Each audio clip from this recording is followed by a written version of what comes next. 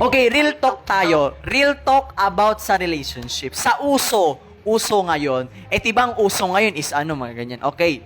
Number 1, ano ang masasabi mo sa mga teenage mother or batang ina? Real talk. Kasi yan yung uso ngayon pagdating sa relationship, 'di ba?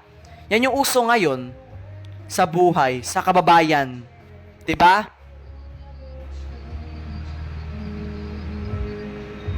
Gago, wait lang, may nagchat sa akin. Oh, sige, sino nag-chat sa'yo? Ex mo?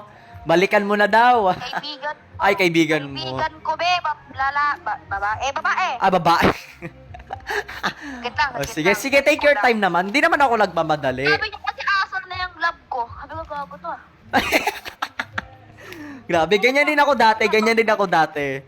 Pag ano, Gusto mo, pag... ano ang IG ko para masali ka sa GC namin? Ano, gusto mo ba? O sige, sali ako. Gusto ko rin sumali. Para rin meron kayong personal advisor sa GC ninyo.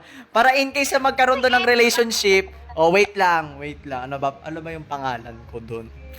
Ikaw na, magad sa akin. O sige, anong pangalan? I-type mo. Cell. Tapos, Okay?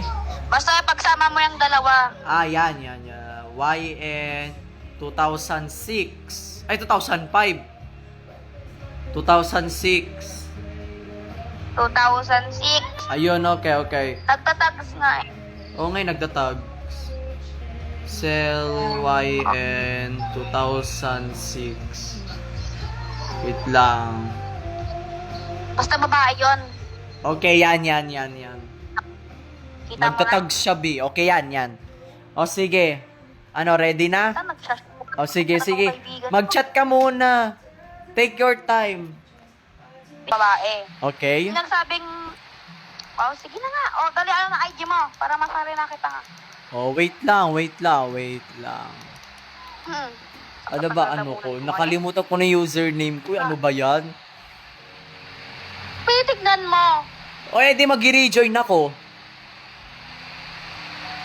Sige, naka-add ka naman dito eh. Oh, sige.